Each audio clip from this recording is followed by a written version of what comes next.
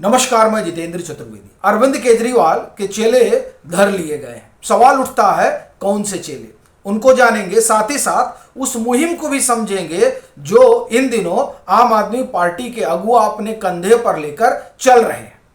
और यह भी डिकोड करेंगे कि आखिर में गडकरी को कोर्ट का कौन सा ऑर्डर मिल गया है जिसके कारण अब बहुतों की नींद उड़ने वाली है और उसमें अरविंद केजरीवाल भी शुमार हैं। लेकिन पहले यह जानते हैं कि केजरीवाल कौन सी मुहिम चला रहे हैं, क्यों चला रहे हैं, उसकी वजह क्या है, उनका इरादा क्या है और उनके चेले कौन से हैं। पहले मुहिम पर आते हैं। ये जो अभी खत्म हुई है और धर्मेंद्र प्रधान का इस्तीफा हुआ है, असल में इसके लिए जो मंच सजाया गया था वो मंच किसी और ने नहीं, अरविंद केजरीवाल ने सजाया। क्यों सजाया? इसलिए सजाया क्योंकि 2025 का चुनाव केजरीवाल हार गए और उस हार का वो बदला बीजेपी से लेना चाह रहे थे और इसलिए वो बहाना ढूंढ रहे थे कि किस तरीके से बीजेपी के खिलाफ एक बड़ा माहौल बनाया जाए। इसमें एक हद तक गलती बीजेपी भी की रही कि उन्होंने मौका दिया आम आदमी पार्टी को। तो पहली चीज तो यह है कि ये खींचे हुए थे कि सबक सिखाना है। दूसरी बात, बीजेपी पंजाब में बड़ा एक्टिव है और आप देखिए कि जो अरविंद केजरीवाल एकदम खामोश हो गए थे, ऐसा लग रहा था कि मानो सुसुप्ता अवस्था में चले गए हैं, वो अचानक एक्टिव हो जाते हैं। और ये अचानक क्यों कह रहा हूं? क्योंकि देखिए जंतर मंतर पर जुटे, सारा खाद पानी कहां से आ रहा था? आम आदमी पार्टी की तरफ से आ रहा था। और इसका अंदाजा आप इससे भी लगा सकते हैं कि ये लोग पीछे खड़े थे। जब राहुल गांधी ने पीएम हाउस पर धरना दिया तो सबसे पहले आम आदमी पार्टी ने उसका विरोध किया, किसी और पार्टी ने नहीं, आम आदमी पार्टी ने। इससे साफ है कि स्पॉन्सर्ड कौन थे।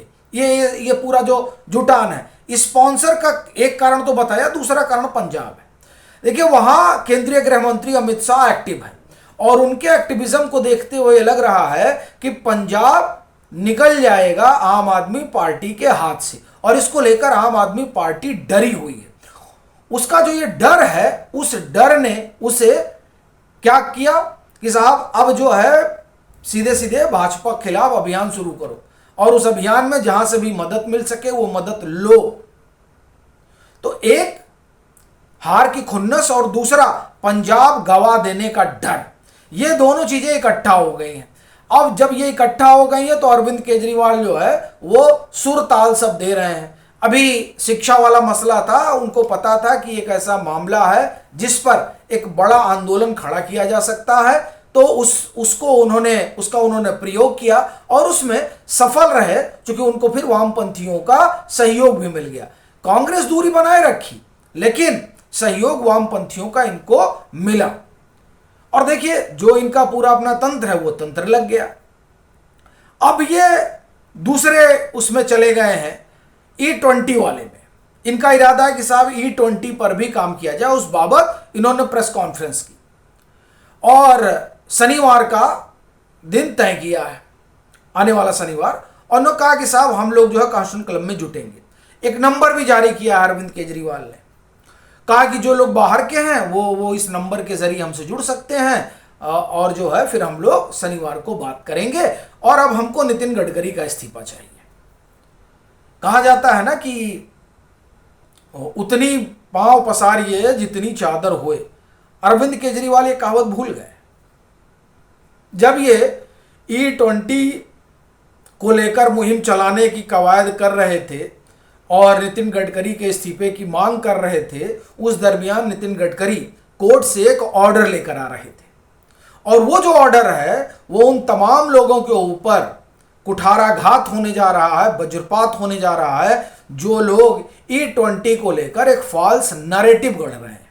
देखिए फॉल्स नैरेटिव मैं इसलिए कह रहा हूं क्योंकि आप नाराज मत होइए, आप नाक मुंह मत फुलाइए, बात सुनिए। पहले ये जब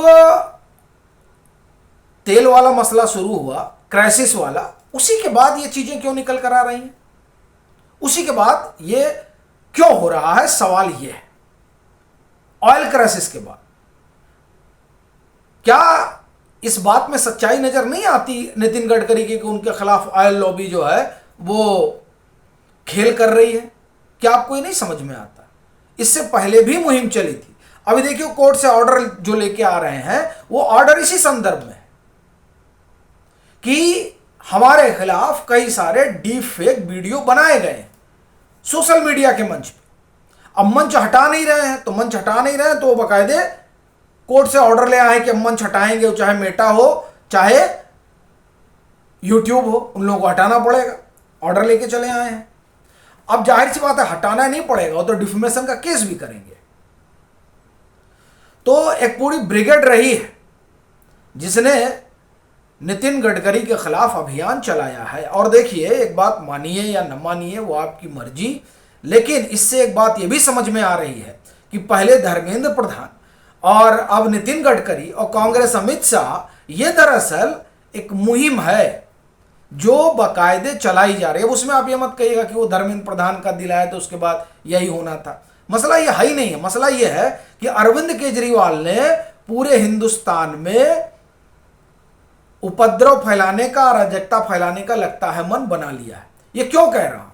ये इसलिए कह रहा हूं क्योंकि पंजाब के सवाल पर ये ठीक ठीक जवाब नहीं दे रहे।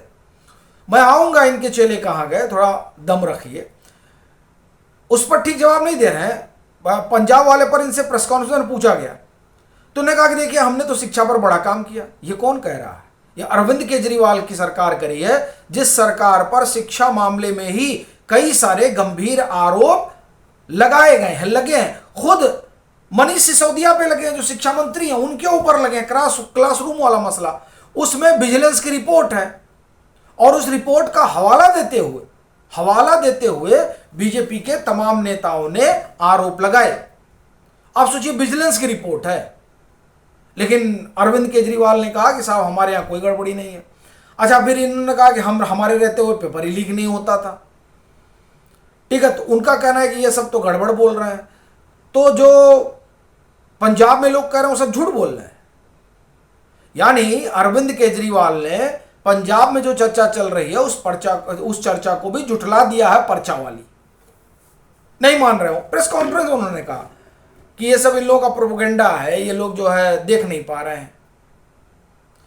यानी कुल मिलाकर अरविंद केजरीवाल एक माहौल बनाने की कोशिश कर रहे हैं और उस माहौल में उन तमाम सवालों को खारिज कर देना चाहते हैं जो उनसे जुड़े हुए हैं। बड़ी चीज आप देखिए कि वो ये तो कह रहे हैं कि बीजेपी सरकार की गलती है, लेकिन दिल्ली सरकार में रहते हुए कभी उन्होंने नहीं माना कि दिल्ली का शराब घोटाला हुआ है। यहां रहते हुए कभी उन्होंने ये नहीं माना कि दिल्ली जल बोर्ड को किस तरह से खोखला कर दिया गया है। यहां के मुख्यमंत्री रहते हुए उन्होंने कभी ये नहीं माना कि किस तरह से हेरा फेरी हुई और किस तरह से शीश महल बनवाया गया। तमाम सारी चीजें यहां रहते हुए उन्होंने नहीं माना और कह दिया कि सब आरोप। लेकिन अब जो सवाल उठ रहे हैं वो सवाल केजरीवाल के लिए गंभीर चुनौती पैदा कर रहे हैं। और सबसे बड़ा मसला इनके चेलों वाला क्यों कह रहे हैं? जो लोग जंतर मंतर पर जुटे वो कौन थे? यानी जो इसके ऑर्गेनाइजर थे, सभी लोग जानते हैं आम आदमी पार्टी के लोग थे। और शायद यही वजह है कि कांग्रेस ने दूरी बनाए रखी, क्योंकि कांग्रेस इस बात से वाकिफ थी कि ये सब आम आदमी पार्टी का किया धरा है। तो कांग्रेस ने कहा कि भैया इनको नमस्कार करो, इनको जयराम करो। वो आयशा वालों से मिलते हैं, अभिजीत दीप के और आशुतोष रंका से नहीं मिलते हैं। क्यों? क्योंकि वो भी जान रहे थे कि सब कार्ड होल्डर है, तो वो मिलते हैं आयशा के छात्रों से जो लोग वहां अनशन वगैरह कर रहे थे। कहना यह है कि ये लोग जो पार्टी वगैरह कर रहे हैं वो सब पार्टी की तस्वीर बाहर आ गई है। अब देखिए मजेदार बात, ये पार्टी कर रहे हैं जस्ट चिल। अभी सौरभ शुक्ला रेड माइक इन्होंने बात की थी, हमने सुना कह रहे हैं कि अभी तो हम लोग जो है 2-3 दिन छुट्टी करेंगे, इंजॉय करेंगे और फिर देखेंगे क्या हो। इन्हीं लोग से पूछा गया कि पंजाब वाला क्या है, तो उसमें कुछ बोलते नहीं। बड़ा सवाल यह है, आप इंजॉय कर रहे हैं और आपके चक्कर में जो छात्र बाहर आए थे उनकी तो लगी पड़ी है, उनका क्या होगा? आप करिए इंजॉय। तो ये जो सवाल है वो सवाल अब बड़ा हो रहा है और ये सीधे सीधे कहां जाकर खड़ा होगा? अरविंद केजरीवाल के लिए खड़ा होगा, क्योंकि अरविंद केजरीवाल का ही पूरा जो है ये किया धरा था, ये साफ है। बड़ी मजेदार चीज देखिए, ये लोग कह रहे थे कि सब संघ भाजपा के गुंडे हैं और छुड़ाने सबको अरविंद केजरीवाल जा रहे थे। इससे समझ में आता है कि कौन कहां से आया था। इस कारण अब जो है केजरीवाल के लिए मुसीबत बढ़ी हुई है। ये देखने वाली बात रहेगी कि अरविंद केजरीवाल के ऊपर अब की बार कौन सा प्रहार होता है, किसका? प्रधानमंत्री का। जो देखिए प्रधानमंत्री तो बड़े करीने से जो है छुआ देते हैं, अब मामला जो है सट हो जाता है जो इनका होता है। अरविंद केजरीवाल बहुत उछलते रहते हैं और बाद में चलता है पीएम के एक ही प्रहार में बेचारे ये फिर जो अपना झाड़ू वाड़ू लेके भाग जाते हैं। तो अभी देखने वाली बात रहेगी क्या कुछ होने जा रहा है।